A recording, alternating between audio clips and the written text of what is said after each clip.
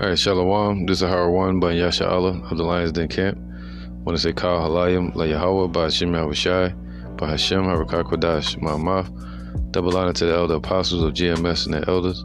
Shalom to you, Akim, Nakwatim, and children that believe in sincerity and truth around the four corners of the earth.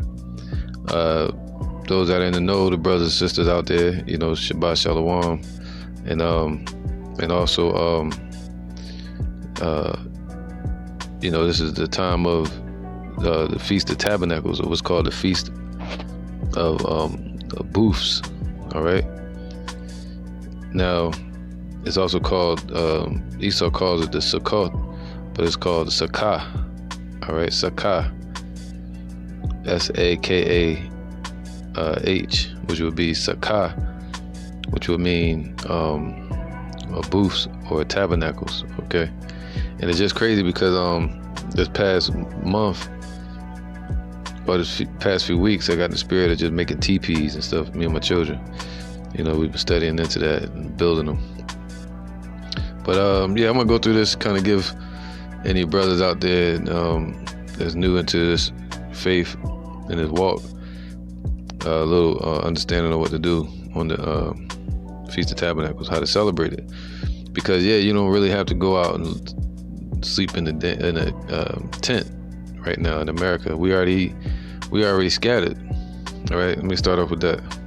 This is Baruch chapter 2, verse 28. As thou spakest by thy servant Moses, all right, just like the law of the holy day or the feast day dealing with the Feast of Tabernacles or Feast of Booths that was given by Yahweh B'Shem Yahushai to Moses, all right, to give to the people. Now, check this out. It says, as thou spakest by thy servant Moses in the day when thou didst command him to write the law before the children of Israel, saying, if ye will not hear my voice, surely this very great multitude shall be turned into a small number among the nations, where I will scatter them. All right. So the same way is how we would dwell in booths. All right. Now we're dwelling amongst the nations in the wilderness. This world has become a wilderness. All right. And that's what this represents. The going home, dwelling in booths, praising the Lord from where we are, being humbled, and telling the stories of how Yahweh B'Shem Yahushai delivered us out of Egypt. All right. And ultimately the rebuilding of our nation and the increase. All right. So that's what this represents. So now it says, for I knew that they would not hear me, because it is a stiff-necked people, but in the land of their captivities they shall remember themselves. All right. And shall know that I am Yahweh their power, for I will give them a heart and ears to hear, and they shall praise me in the land of their captivity and think upon my name. Okay. And that's what we would do when we would dwell in booths. All right. The Lord gave us booths to dwell in, and we would praise the Lord from where we were. All right. And it was later called the Feast of Tabernacles. This is Leviticus 23:1. And Yahweh spake unto Moses, saying, speak unto the children of Israel, and say unto them concerning the feast of Yahweh, which ye shall proclaim to be holy convocations. Even these are my feasts, man. And feast just basically means a holy day. All right. Now, you have a holy convocation. That means what? Convocation meaning a meeting or a gathering or assembly. And holy means to be solemn or separate. All right. And this is one of the holy days, holidays we should keep and celebrate and be in the spirit of joy. But he said this. All right. It says Psalms 2:11, serve Yahweh with fear and rejoice with trembling. All right. So we rejoice. And the Lord said we're supposed to be in the spirit of rejoicing in this time, on these holy days. All right. For 7 days. Right. Now check it out. He said, but what? We're supposed to rejoice with trembling, man, and fear. All right, so when we came out of Egypt, the Lord gave us these laws. He gave us commandments, statutes and commandments, and holy days. All right, and the dietary law. And created us into a nation, man. Okay? Giving us wisdom in the sight of the nation, separating us from them. All right, and this is the word feast, mawa'id. All right, mawa'id. It means appointed time, appointed meeting, okay? Appointed place or appointed sign, tent of meeting, man. Now, so we supposed to gather in the spirit or in person, and be in the same spirit of Yahweh B'Shem Yahushua. All right, let's get straight into the story, because we just came off of what you had the Passover. After that, you had the Feast of Leavened, or on the same night, you had the Feast of Leavened Bread. All right. I think that lasted what? All right, so I think that was 7 days, right? Now you had, and after that, you had the Feast of First Fruits, or the Feast of Weeks, or the Pentecost. All right, the 50th day after the Feast of Unleavened Bread. All right, and then now we're going into, you had the Feast of blowing of the trumpets. You had the Day of Atonement. All right, the barley harvest before that, and now you have the Feast of Tabernacles. All right, then you have Hanukkah coming up,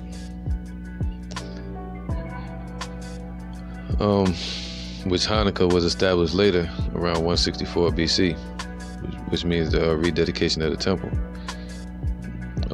So now let's get into this topic dealing with the Feast of Booths. All right. All right, I'm gonna get straight into it. Leviticus 23 and 23. And Yahweh spake unto Moses, saying, Speak unto the children of Israel, saying, In the 7th month, in the first day of the month, shall ye have a Sabbath. All right, in the first day of the first month began in the month Abiyabah, which is around April, March or April. All right, when you had the Passover. Now you go into the 7th month. Now you have, it says what? The first day of the month shall you have a Sabbath, a memorial of blowing of the trumpets and holy convocation. All right. We dealt with the memorial of blowing of the trumpets already. And ye shall do no servile work therein. That means it was a Sabbath. But ye shall offer an offering made by fire unto Yahweh. All right, you don't really have to sacrifice or go out and kill a lamb anymore and do any blood sacrifice, because we know that Yahweh Shai already completed all of that. All right. Just to stick to the point, it says, ye shall do no servile work therein, but ye shall offer an offering made by fire. So now the fire is the spirit of truth, you know, and the offering is what? Our testimony. And Yahweh spake unto Moses, saying, Also on the 10th day of the 7th month, there shall be a day of atonement. All right, we just dealt with that, the Day of Atonement. And that word atonement means to repay, or to, reconcile. And but Yahweh Shai already reconciled the elect, the church, unto Yahweh. And he's about to complete that task real soon with the second covenant.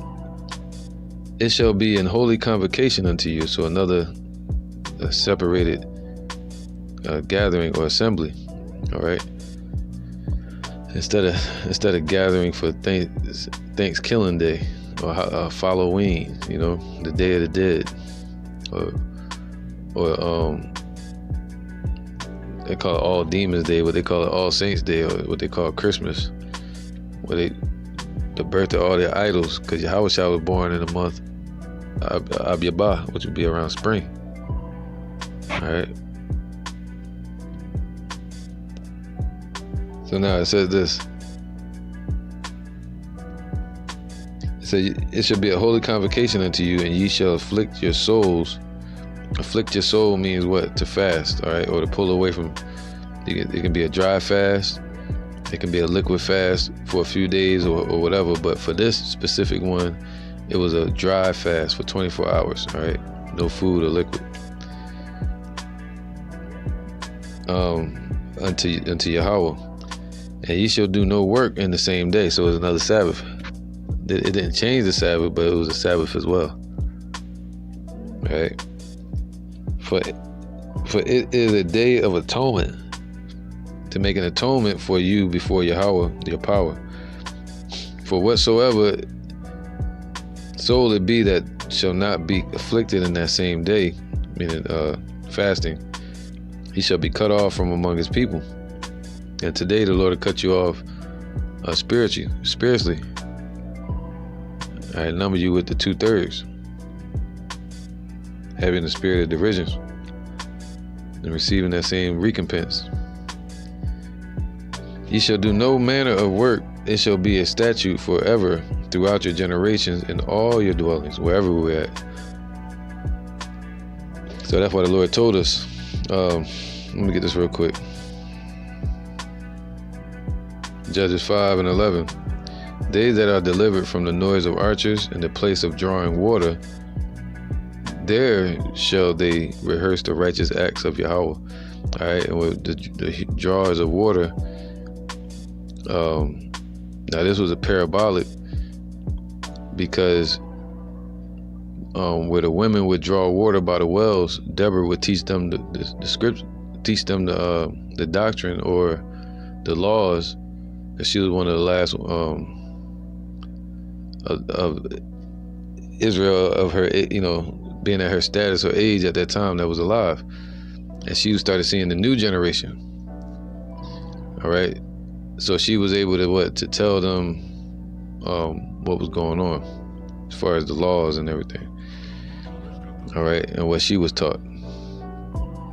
So now to get to the point, she would teach the women, and the women would sing it, and then the younger men would go down there by Deborah or the women that were singing, and they would hear the word.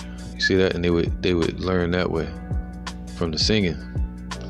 All right, and then the men, once they caught it, it was rocking. Does that mean the women should teach? No, it just means she was singing. All right, but they were taught by men. The women were taught by men, ultimately. Okay. Now, anyway, to move on with the point, that represented us being in the bondage or in a low degree. All right. So now it says this, Judges 5:11. They that are delivered from the noise of archers in the places of drawing water, there shall they rehearse the righteous acts of Yahweh, even the righteous acts toward the inhabitants of his villages in Israel. All right, so now today we're in that same spirit. You find the apostles, you find GMS, you find the other brothers that teach that same truth, right, in the same spirit. And what? That's the singing. All right, and we represent the woman called Israel today. All right, and the place of drawing waters represents our captivity, being in servitude. And that's what was happening to Israel at that time as well, during the time of Deborah, around 1184 to about 1144 BC. That was right before Samuel, right after Gideon, but right before Samuel and King David. Or Saul, and then King David. And then you had what was his name, Sisera, and the general of King Jabin of Hazor. They were coming up against Israel, oppressing us. All right. So now, that's what that represents, man. So in those places, that's what we rehearse the righteous acts to the best of our ability. All right, keeping them as a memorial just like the sipping of the wine, meaning the blood of Yahweh Shai, as a covenant, in the memorial that he set in place with Mary Magdalene. You know, these are things that we keep, all right, into the kingdom, and we're gonna keep them in the kingdom as well. All right, Leviticus 23 and 29. For whatsoever soul it be that shall not be afflicted in that same day, he shall be cut off from among his people. And whatsoever soul it be that doeth any work in that same day, the same will I destroy from among his people. It's talking about the Day of Atonement. Ye shall do no manner of work, it shall be a statute forever throughout your generations in all your dwellings. It shall be unto you a Sabbath of rest, and ye shall afflict your souls in the 9th day of the month, at even, from evening until evening shall ye celebrate your Sabbath, all right? And Yahweh, so that's the Day of Atonement, okay? And Yahweh spake unto Moses, saying, speak unto the children of Israel, saying, the 15th day of this 7th month shall be a feast of tabernacles for 7 days unto Yahweh, all right? And the Feast of Tabernacles. All right, so that word tabernacles is just a sukkah, which means a booth or tabernacles. All right. Now it says this: so it's an appointed time and season, keeping it in their seasons, right? On the verse 35, on the first day shall be a holy convocation. Ye shall do no servile work therein. Supposed to be a Sabbath. 7 days ye shall offer an offering, like that's from yesterday evening, which will be the 20th all the way until the 21st at evening. All right. Ye shall do no servile work therein. Supposed to be a Sabbath, and that's ending real soon once the sun goes down around 7 or 8 o'clock.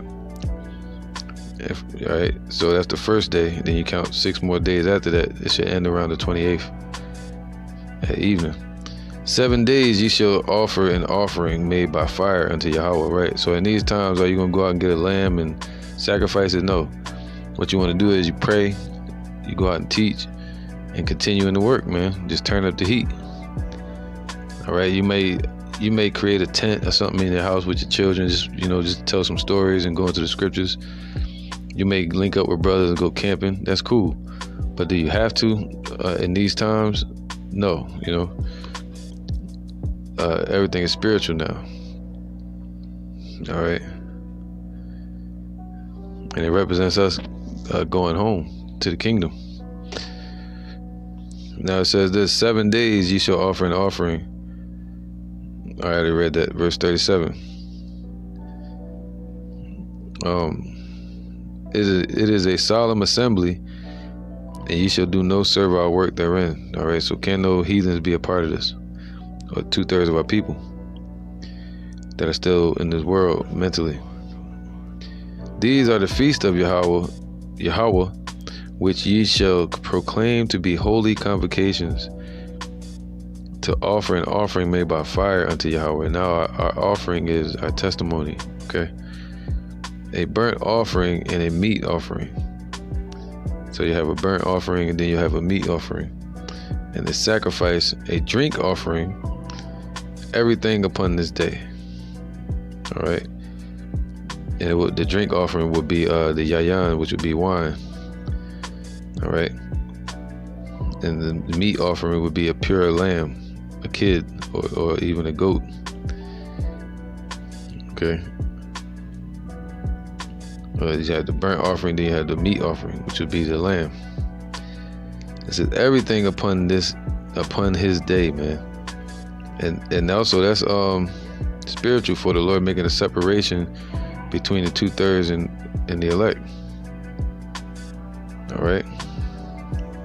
Besides the Sabbaths of Yahweh, and besides your gifts, and besides all your vows, and besides all your free will offerings, which ye give unto Yahweh, also in the 15th day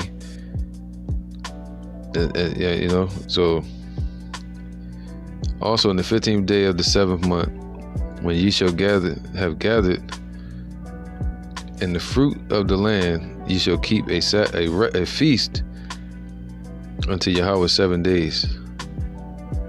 All right.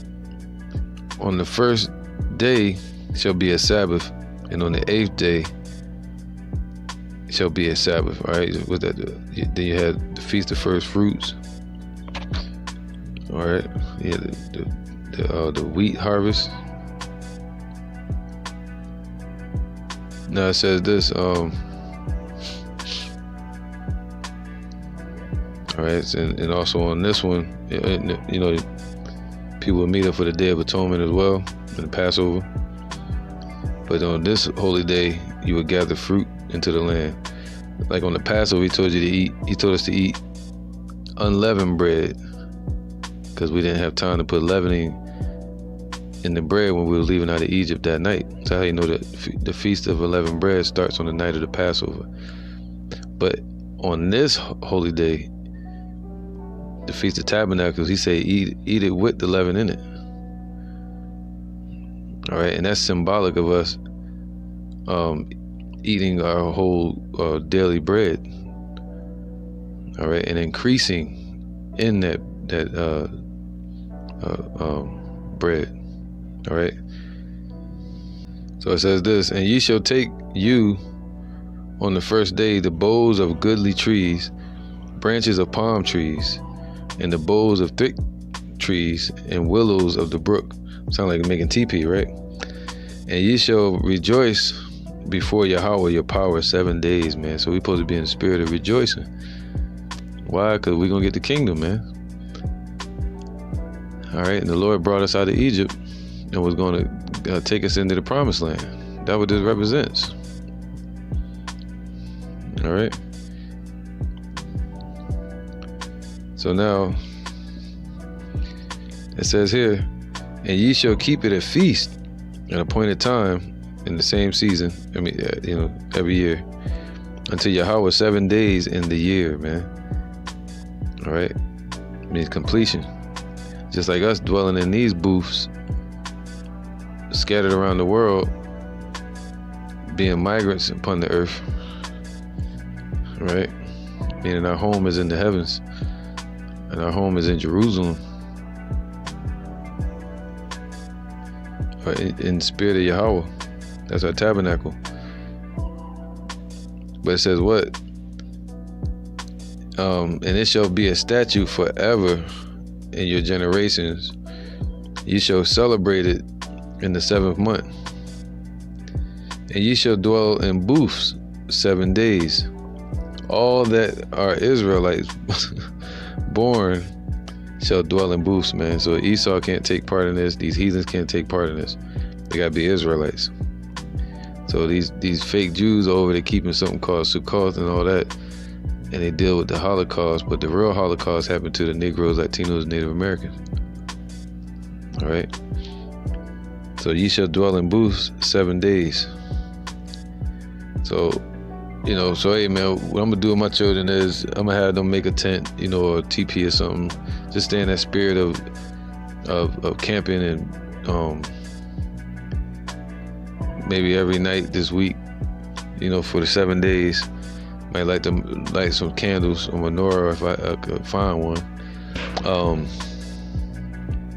And go through some scriptures and stories of how the Lord delivered us out of Egypt, throw some prayers, link up with the camp, do lessons, you know, and that's it. We're supposed to do that anyway. But specifically acknowledging this holy day in this appointed season, all right, in the feast time.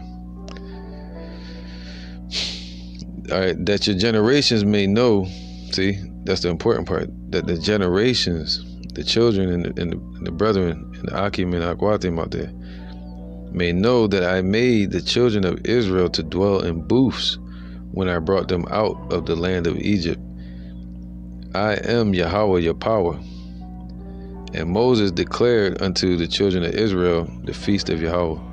All right, and them booths could also mean, you flip that around, how the Lord gonna have us to dwell in them chariots. We bring the elect out of this Egypt. All right, had the elect dwell in the chariots. All right, Isaiah 26:20. Come, my people, enter into thy chambers. And chambers just means apartments. Apartment is what? Something set apart from a house or a neighbor. So it's set apart. All right, a single unit, the chariots. Because you can fit thousands of angels in them. But what I mean is, it's something that can go in and out of space, man. But it's something that can carry you through the universe and outer space. All right, you can live in it, and shut thy doors about thee, hide thyself as it were for a little moment, until the indignation be overpassed. All right, so that's what we're going to do with the hopeful elect. Are going to dwell in once they come out of this Egypt, the second Egypt. Matthew 13:29.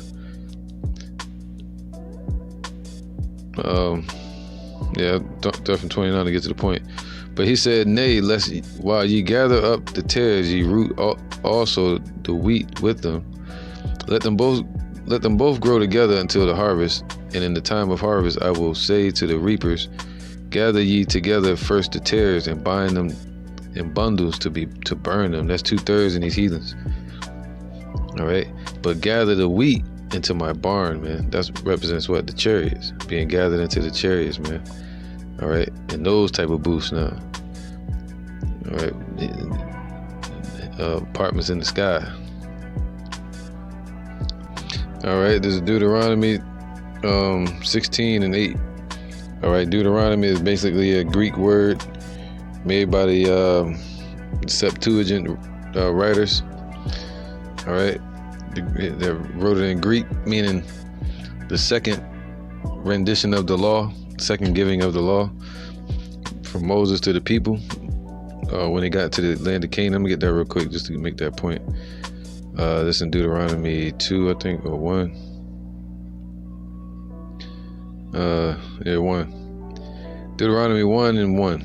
These be the words which Moses spake unto all Israel on this side of the Jordan, in the wilderness, in the plain over against the Red Sea. All right, after the Red Sea, right? Between Paran and Tophel and Laban and Hazeroth and Ahab. There are 11 days' journey from Horeb by the way of Mount Seir unto Kadesh Barnea. And it came to pass in the 40th year, in the 11th month, on the first day of the month, that Moses spake unto the children of Israel, all right, according unto all that Yahweh had given him in commandment unto them. So he basically repeated and reiterated everything he told them in the law before. All right. All right, and we know the Exodus happened around 1445 BC. Now, Deuteronomy 16, and where was I at? All right, I'll start from 8. 6 days thou shalt eat unleavened bread, and on the 7th day shall be a solemn assembly to Yahweh thy power. All right, Sabbath. So it'll be on the 14th day over to the 21st day. You would not eat anything, any bread with yeast in it, things like that. Thou shalt do no work therein. 7 weeks shalt thou number unto thee. Begin to number the 7 weeks from such time as thou beginnest to put the sickle to the corn. That means what? The feast of first fruits. All right, from that time, at the end of the unleavened bread, the 7 days, and you had the feast of first fruits. From that time, you would count 7 times 7, which would be 49. Plus 1 would be 50 days. All right, that's when you get the word Pentecost, or the Feast of Weeks. That's what it's called. Right, all those weeks within that 50. All right, so now, and thou shalt keep the Feast of Weeks unto Yahweh thy power with a tribute of free will offering of thy hand, which thou shalt give unto Yahweh thy power, according as Yahweh thy power hath blessed thee. And thou shalt rejoice before Yahweh thy power, thou and thy son and thy daughter, and thy manservant, and thy maidservant, and the Levite, the priest, at that time, and that is within thy gates, and the stranger, and the fatherless, and the widow that are among you, in the place which Yahweh thy power hath chosen to place his name there. And thou shalt remember that thou wast bondman in Egypt, and thou shalt observe and do these statutes. So basically, going over the stories and keeping the law and rehearsing the righteous acts. Thou shalt observe the feast of tabernacles 7 days. After that, thou hast gathered in thy corn and thy wine. All right. But now the scriptures say we have discontinued from our heritage. All right. So now through Yahweh B'Shem Yahushai, we have remembered ourselves. All right. So we keep the righteous acts to the best of our ability. Now it says, 7 days shalt thou keep a solemn feast unto Yahweh, and in the place which Yahweh shall choose, because Yahweh thy power shall bless thee in all thine increase. That's what this was about. This is the time of increase. The Lord increased us in wisdom, especially the Day of Atonement, man. That fasting, increase us in his presence and the prophecies. That's what we want, to get out of here and to see Esau be destroyed. All right, increase in faith. So that's what this is, the time of increase. And then, increase of the people going into the harvest, teaching his word, the brothers and sisters, or the brothers and the sisters believing and getting in order. Where was that? All right, so this is the time of increase. Shall bless thee in all thine increase. So everything you increase in, the Lord gonna bless you. And we're going into the time of a famine and an economic crash, where the Lord said the elect are gonna have abundance. All right. And in all the works of thine hands, therefore, thou shalt surely rejoice. Whoo, man. Kal halayim le'Yahweh Shem Yahushai. That's what we're hoping for, man, to rejoice. He said, destruction and famine, thou shalt laugh. 3 times a year shall all thy males appear before Yahweh thy power in the place which he shall choose. All right, so we can't do that now. We got to get passports and all that. So now the Lord chose us to appear or gather in the spirit. All right. Yahweh thy power in the place which he shall choose in the feast of unleavened bread, which is the Passover, and the feast of weeks, the Pentecost, all right, and in the feast of tabernacles. And they shall not appear before Yahweh empty. So you're not supposed to be empty. You're supposed to be what? Being in the spirit. All right. He said, come unto the Lord with a whole heart, and your cup filled up with the word of truth. Every man shall give as he is able, according to the blessing of Yahweh thy power, which he hath given thee. So that's why you're supposed to do this work and give the water from your cup as much as you're able. All right. All right, because that's what this represents. The nation of Israel increasing, man. All right, our freedom. Ultimately, that's what it represents. Zechariah 14:12.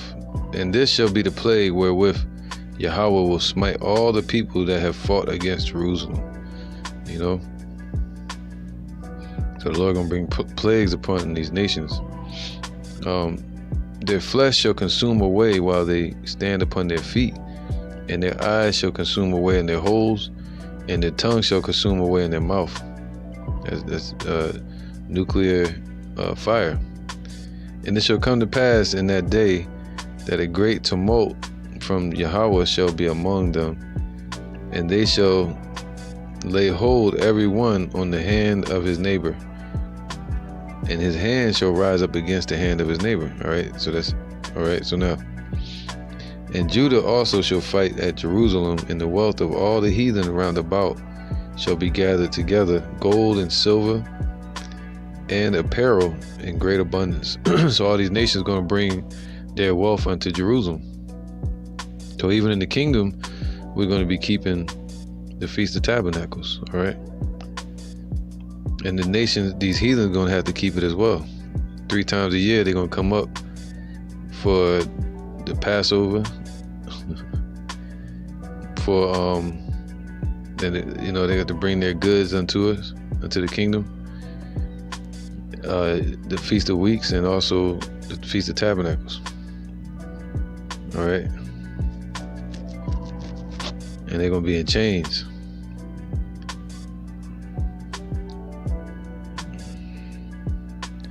So shall be the plague. Where was that?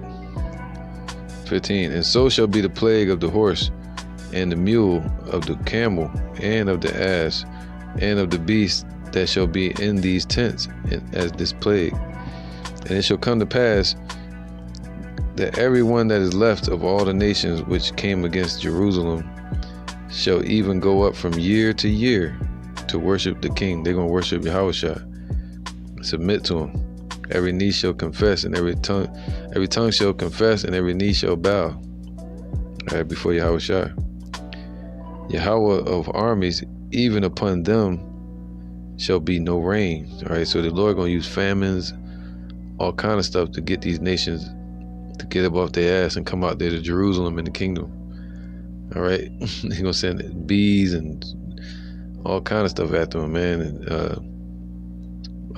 they're gonna have to come to us for the help. All right, so the Lord gonna use that to move them, get them moving. And it says, and if the family of Egypt go not up, so these heathens, and come not that have no rain, see if if the Lord put a drought on the Africans, and around that time, and he's basically forcing them to come up to Jerusalem for water, and they're gonna submit. You know what I mean? Wherewith Yahweh will smite the heathen that come not up to keep the Feast of Tabernacles. So if they don't keep the Feast of Tabernacles, the Lord gonna give them famines and droughts, plagues. This shall be the punishment of Egypt, and the punishment of all nations that come not up to keep the Feast of Tabernacles. In that day shall there be upon the bells of the horses holiness unto Yahweh. So even every bit of the nation of Israel going to be holy, set apart to Yahweh B'Shem Yahushua. Even the horses going to have the bells on them. If they drop one, like on Cinderella with the shoe, they better bring that to us. They can't keep it. It's going all right. And the pots in Yahweh's house shall be like the bowls before the altar, man. So all throughout Jerusalem, anywhere in Israel, just your bowls and your plates and stuff in your cabinets is going to be like the forks and the knives, or the utensils that are on the altar. So we represent his altar. All right. Yea, every pot in Jerusalem and in Judah shall be holiness. So everything we touch and everything that's ours is going to be separated unto Yahweh B'Shem Yahushua. All right, it's going to belong to us. Okay. And all they that sacrifice shall come and take of them, and seethe therein. And in that day there shall be no more of the Canaanite in the house of Yahweh of hosts. All right, so he had us dwelling in booths coming out of Egypt, but the Lord said them same Egyptians in the kingdom, they're gonna have to go and dwell in booths to come pay homage. All right, so hey man, that's what this is representing, the Feast of Tabernacles, or the Feast of Booths, which would be the feast of Sakah, Sakah, which means tents, all right, in representation of us being increased as a nation and ultimately getting the kingdom someday, all right, getting to go home to the kingdom, the promised land. And in reverse, on the flip side of that, the children of Israel getting taken up into the chariots instead of into booths before they get brought back into the promised land, all right, as New Jerusalem.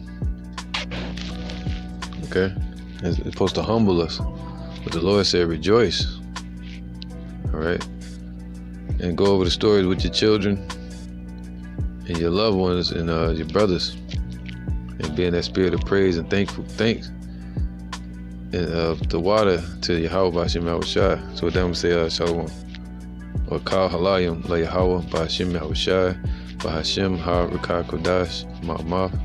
Double honor to the elder apostles of GMS and the elders. Shalom to you Akim and Akbatim and children that believe in sincerity and truth around the four corners of the earth. Shalom, stay in the spirit, man. And Shabbat Shalom, and Shalom when you're Sakah. Shalom.